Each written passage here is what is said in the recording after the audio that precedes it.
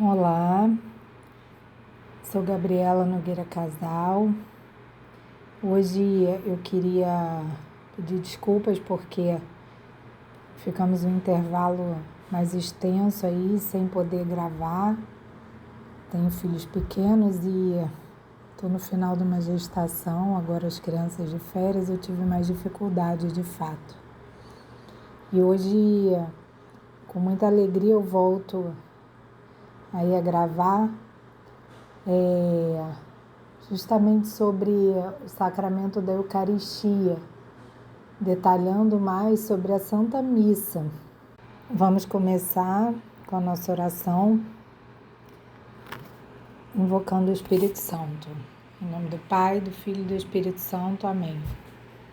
Vinde, Espírito Santo, enchei os corações dos vossos fiéis e acendei neles o fogo do vosso amor. Enviai, Senhor, o vosso Espírito e tudo será criado, e assim renovareis a face da terra. Ó Deus, que instruístes os corações dos vossos fiéis, com a luz do Espírito Santo, fazei que apreciemos retamente todas as coisas, segundo o mesmo Espírito, e gozemos da sua consolação. Por Cristo, Senhor nosso. Amém. Então, vamos falar hoje da celebração da missa, né? Então, quais são os elementos que pertencem necessariamente à Santa Missa? Cada Santa Missa, ela se desenvolve em duas partes principais, que é a celebração da palavra e a celebração eucarística, num sentido mais estrito. Na celebração da palavra, nós escutamos as leituras do Antigo e do Novo Testamento, incluindo o Evangelho. E, além disso, há lugar para o anúncio e a oração universal de intercessão, que é a oração dos fiéis. Na parte que vem a seguir, se apresentam o pão e o vinho no ofertório, que vão ser consagrados e oferecidos aos crentes em comunhão. Então, o que é a consagração, A consagração é a ação de se tornar sagrado. Então, na Santa Missa são consagrados o pão e o vinho. Isto é, eles são convertidos em corpo e sangue de Cristo. Também são consagrados os bispos, os presbíteros e os diáconos para o serviço a Deus, assim como determinadas coisas como igrejas e altares. Por vezes também se chama ao altar principal, em que o sacerdote celebra com o povo, altar da consagração ou altar do sacrifício. E como é organizada a Santa Missa? Então, a missa ela começa com a reunião dos crentes e com a entrada do sacerdote e dos ministros do altar, os acólitos, os leitores, etc. Após a saudação inicial, faz-se a confissão geral, que é o ato penitencial, que a gente pede perdão a Deus pelos nossos pecados. Não aqueles pecados que a gente deve confessar, os pecados graves, mas aqueles erros que nós cometemos, os nossos pecados veniais, para que a gente esteja mais limpo para receber a Sagrada Eucaristia. E esse ato penitencial culmina no Kyrie eleison, que está em grego, e significa, quando nós falamos em português, Senhor, tende piedade de nós, Cristo, tende piedade de nós, Senhor, tende piedade de nós.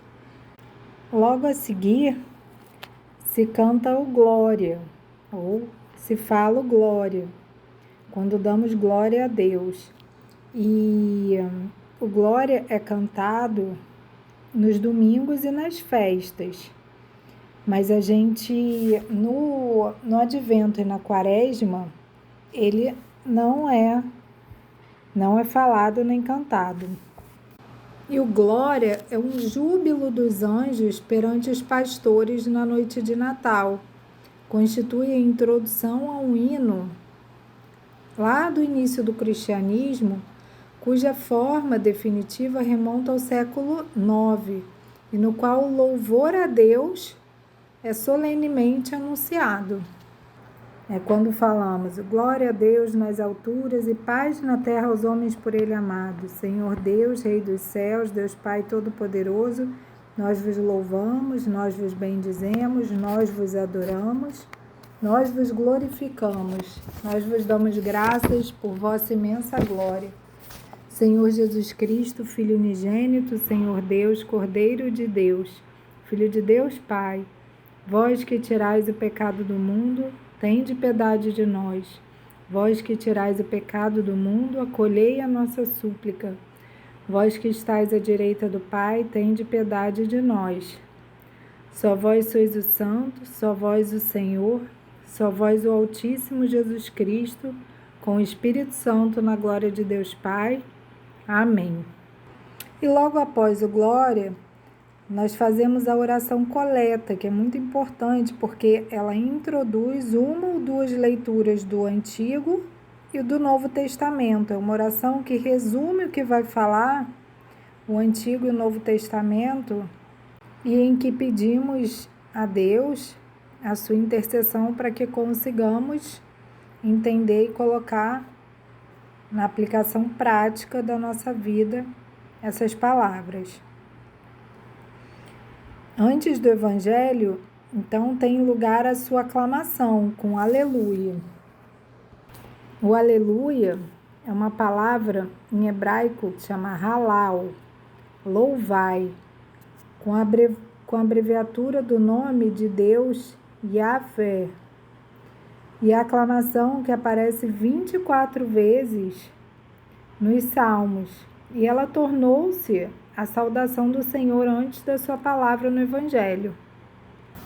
E aí, depois de anunciar o Evangelho, o sacerdote ou o diácono faz uma reflexão, que é a homilia. Com a homilia, o pregador ele tem a missão, dentro da celebração eucarística, de anunciar a boa nova, estimulando os crentes a conhecer e assumir as consequências existenciais da palavra de Deus, ainda agora escutada. E a homilia acontece especialmente nos domingos e nos dias solenes. Igualmente, nesses dias, a comunidade faz a sua profissão de fé comum, mediante o credo. Aqui se seguem as orações de intercessão, a oração universal, que é a oração dos fiéis. E aí começa a segunda parte da Santa Missa, que começa com a preparação dos dons, as oferendas, que é rematada com a oração sobre as oferendas. E aí o ápice da celebração da missa é a oração eucarística, que é introduzida pelo prefácio e pelo santo.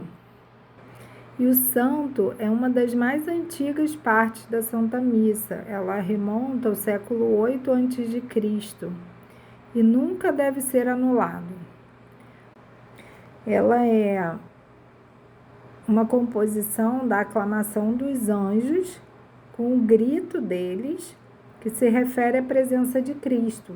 Então, nesse momento, a gente deve ter em mente que ali estão presentes os anjos, céu e terra, se unem ali na Santa Missa para aclamar a Deus e indicar a presença de Cristo. É interessante que nesse momento a gente pode, de fato, ter em mente que os anjos voam ali em volta do altar. E então vem a transubstanciação, em que os dons do pão e do vinho são convertidos no corpo e no sangue de Cristo. E essa conversão acontece mediante a ação do Espírito Santo, através das palavras da consagração. Permanece inalterável o seu aspecto exterior. Jesus está realmente presente, ainda que de forma invisível e oculta, naquilo que parece ser pão e vinho.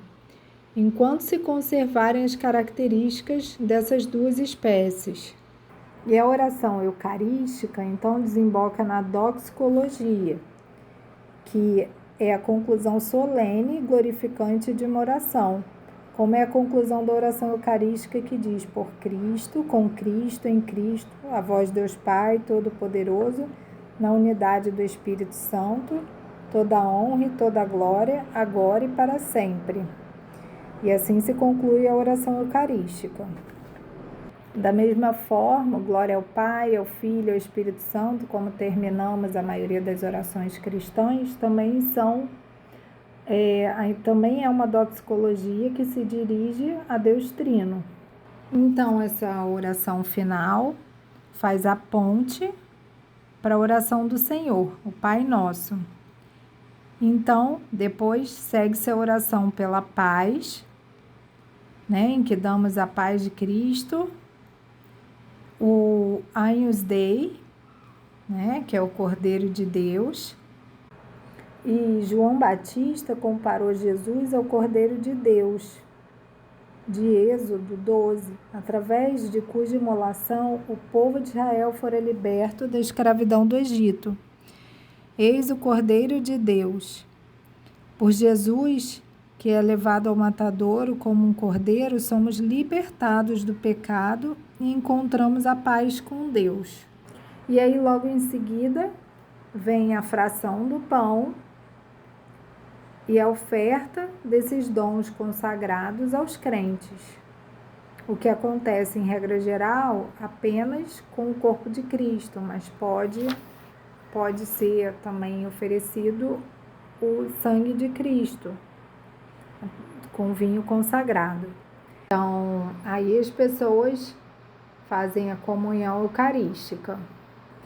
Então, a Santa Missa termina com um tempo de silêncio orante, após essa comunhão, uma ação de graças, com agradecimento a Deus, e uma oração pós-comunhão, e a bênção pelo sacerdote.